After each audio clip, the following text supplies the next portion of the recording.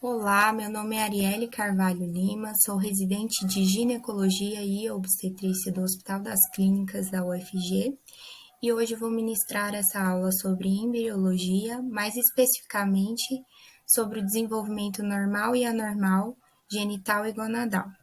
Esse é o roteiro da nossa aula. Inicialmente vamos falar sobre o desenvolvimento normal do sistema genital, passando pelas gônadas em estágio indiferenciado, ovários, ductos genitais em estágio indiferenciado, ductos genitais na mulher, vagina e genital externo. Posteriormente, vamos falar sobre o desenvolvimento genital e gonadal anormal, passando pelos distúrbios do desenvolvimento sexual, falando sobre a síndrome de insensibilidade ao androgênio, a síndrome de Mayer-Rokitansky-Kuster-Hauser, sobre a genesia da genitália externa, anomalias das tubas uterinas, anomalias do útero e vagina e anomalias vaginais.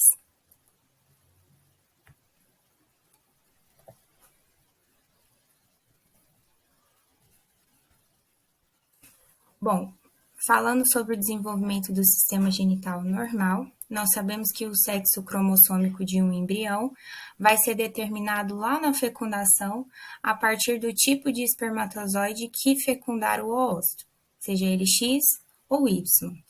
As características morfológicas que diferenciam o masculino do feminino só vão começar a se desenvolver a partir da 7ª semana de desenvolvimento embrionário. A chave para esse dimorfismo sexual é o cromossomo Y, mais especificamente o gene determinante de testículos encontrado no cromossomo Y, que é chamado de SRY. Então, na presença do cromossomo Y e desse gene, nós vamos ter um desenvolvimento masculino. Na ausência deste gene, nós vamos ter um desenvolvimento feminino. Bom, falando das gônadas em estágio indiferenciado, nós vamos ter duas protuberâncias próximas ao intestino posterior do embrião, que vão ser chamadas de cristas genitais. Lá na 3ª semana do desenvolvimento embrionário, como mostra aqui nessa imagem A, nós temos um corte sagital do embrião. Nós temos células germinativas primordiais na parede da vesícula vitelínica próxima ao alantoide. Essas células germinativas primordiais, num feto feminino, vai dar origem aos oócitos. A partir da 4ª semana de desenvolvimento embrionário, essas células germinativas primordiais vão migrar a partir da linha primitiva com o objetivo de alcançar as cristas genitais até a 6ª semana de desenvolvimento embrionário.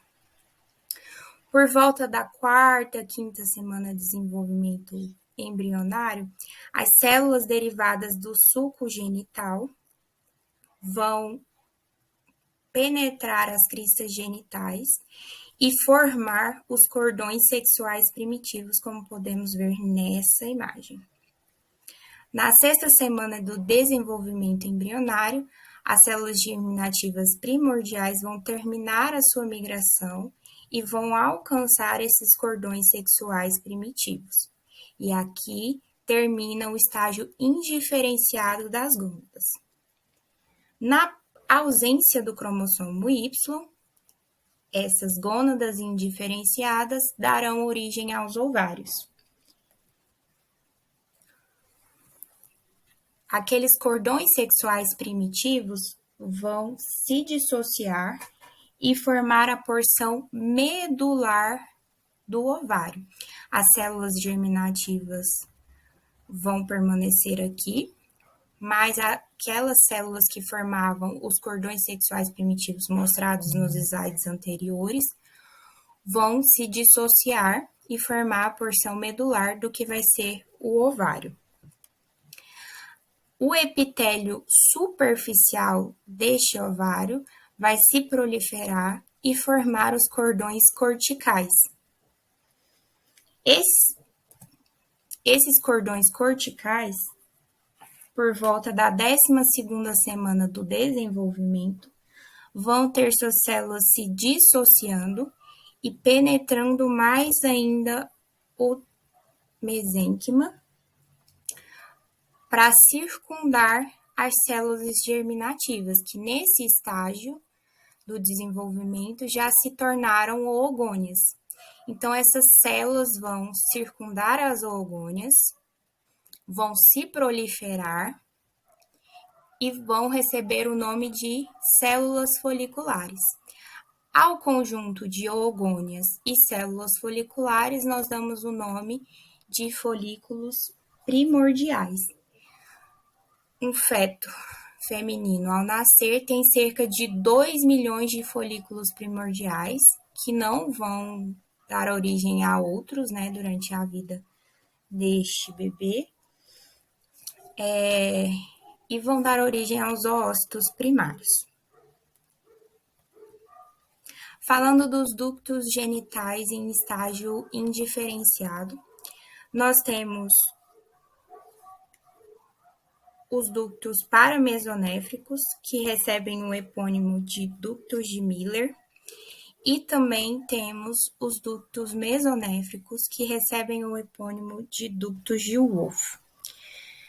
O ducto de Miller, que é esse alaranjado, representado na figura A, são 2 ductos, né?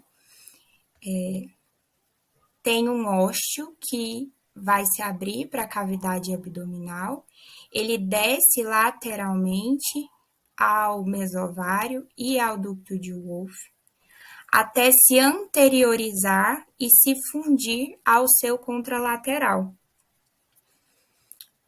terminando na parede posterior do seio urogenital, formando o tubérculo do seio urogenital. O ducto mesonéfrico ou ducto de Wolff vai descer medialmente até se lateralizar e se projetar sobre a parede posterior do seio urogenital, abrindo ósteos para esse seio urogenital. Aqui na figura A a gente tem uma imagem mais anterior e aqui na figura B uma imagem mais tridimensional, para nós termos uma ideia dos trajetos desses ductos e a sua correlação próxima com o desenvolvimento do sistema urinário.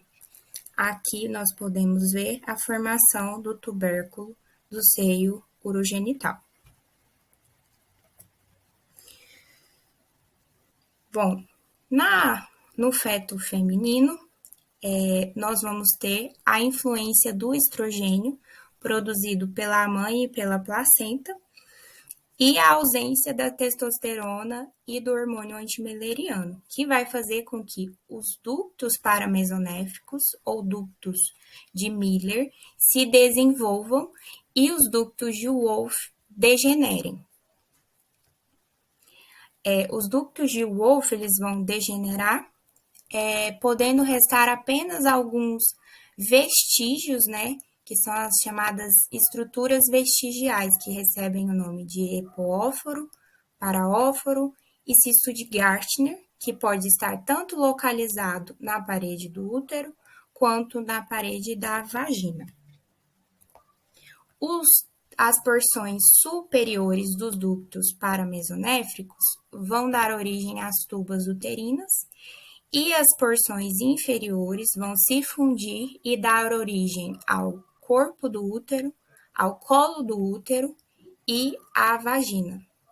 Então, as porções superiores vão dar origem às trompas e as inferiores ao corpo do útero, colo do útero e porção superior da vagina.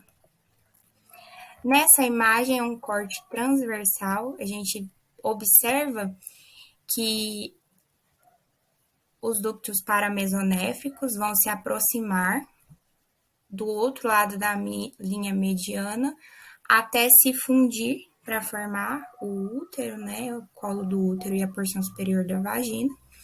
Observamos também que ao se aproximar e se fundir, nós vamos ter a formação do ligamento largo do útero, que vai dividir a cavidade pélvica em cavidade reto-uterina, e cavidade vésico-uterina. Podemos observar também que os ovários eles têm uma posição mais posterior ao útero. Agora, partindo para a vagina, o encontro dos ductos paramesonéfricos com o seio urogenital vai dar origem a duas evaginações que recebem o nome de bulbos sinovaginais. Esses bulbos sinovaginais, eles vão proliferar, essas células vão proliferar e formar uma placa vaginal sólida, como a gente pode ver aqui na imagem B, na ponta de seta. Essas células vão proliferar cranialmente, aumentando cada vez mais a distância entre o seio urogenital e o útero. A partir da 20ª semana, nós já temos a canalização completa da vagina. Na imagem B, a gente já pode ver que é um feto com 12 semanas, onde já se inicia a canalização da vagina. A imagem C, nós já temos o feto formado, né, depois do nascimento, o bebezinho, com a vagina completamente canalizada. Separando o lúmen da vagina do sistema urinário, nós vamos ter o ímen, que é nada mais é do que uma fina membrana de células provenientes do seio urogenital e uma fina camada de células vaginais. Próximo do nascimento, né, ali na vida perinatal, vai ocorrer a perfuração dessa membrana.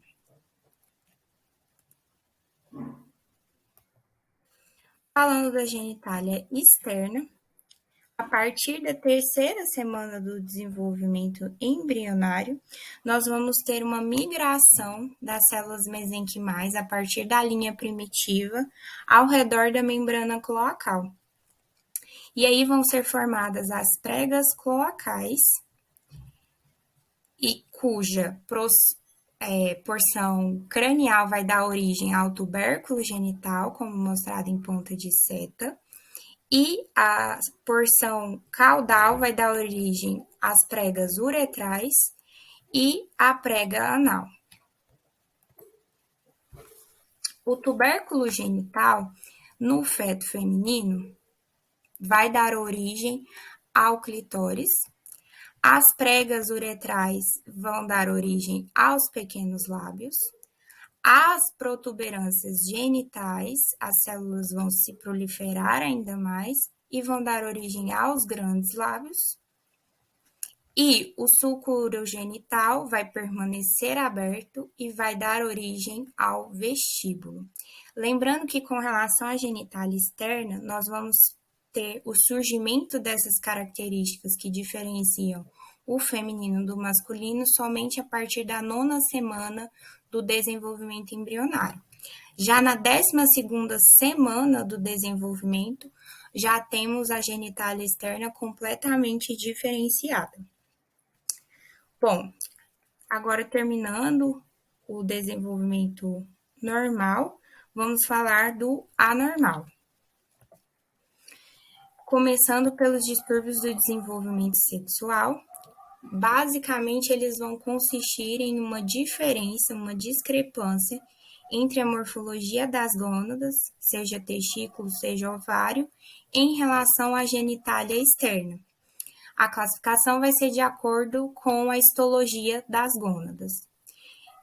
O primeiro tipo que nós temos é o DDS ovo testicular, também conhecido como intersexo gonadal verdadeiro. Nós vamos ter tecido ovariano e testicular presentes na mesma gônada, que vai ser chamada de ovo testículo, ou em gônadas opostas, um testículo e um ovário. E a diferença aqui é que tanto a medula lá da gônada indiferenciada quanto o córtex vão se desenvolver. E nós vamos ter um erro na determinação do sexo, podendo ter um fenótipo tanto feminino quanto masculino, mas a genitália externa sempre vai ser ambígua. Nós temos o DDS com cariótipo 46XX, que vai ocorrer devido à exposição de um feto feminino a grandes quantidades de androgênios.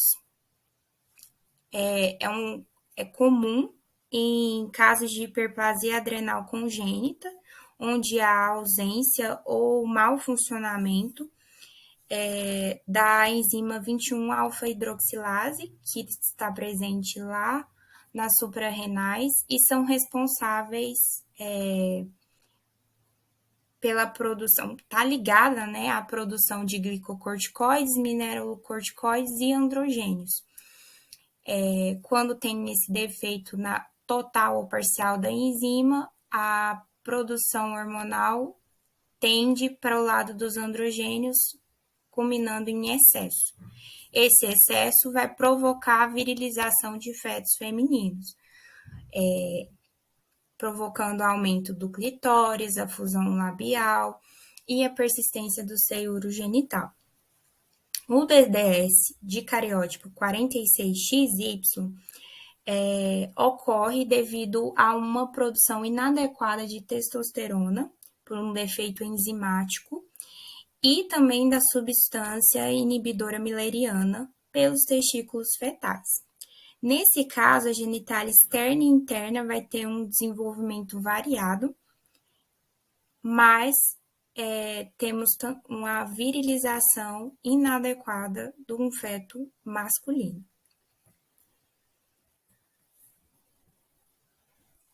Falando agora da síndrome de insensibilidade ao androgênio, essa síndrome ocorre porque o indivíduo nasce com mutações pontuais na sequência que codifica o receptor de androgênio. Então, tem a produção dos androgênios, mas o receptor é pouco sensível a eles. É uma doença de herança recessiva ligada ao X, que ocorre numa frequência de 1 a cada 20 mil nascidos vivos. O cariótipo desse indivíduo vai ser 46XY, mas o fenótipo vai ser de uma mulher normal. O desenvolvimento puberal vai ser normal. Ela tem caracteres sexuais femininos, mas as suas gônadas são testículos e a sua vagina é curta e termina em uma bolsa cega. Por quê? É apenas a porção derivada do seio urogenital. Ela não tem a porção superior que vem da fusão dos ductos paramesonéfricos. Geralmente, essas mulheres não vão ter útero nem tubas uterinas, ou se tiverem, elas serão rudimentares. Alguns indivíduos têm uma resistência androgênica apenas parcial e, por isso, vão apresentar alguma masculinização ao nascer. Aqui nós temos um exemplo, né, uma imagem. Nós podemos ver que é uma mulher que tem caracteres sexuais femininos.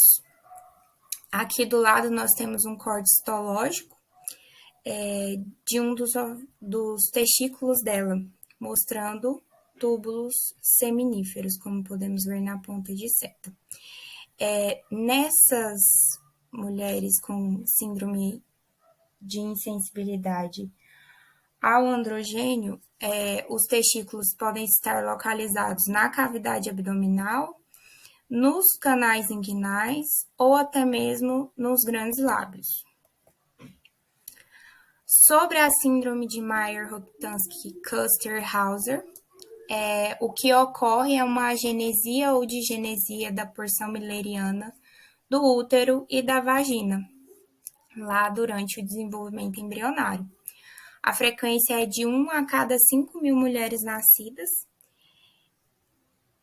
E vão ser problemas de desenvolvimento, reabsorção ou fusão dos ductos paramesonéficos ou ductos millerianos.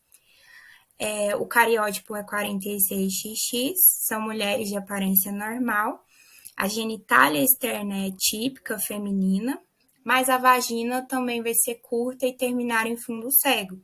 Novamente, porque a única contribuição vai ser do seio urogenital, a porção inferior do canal vaginal.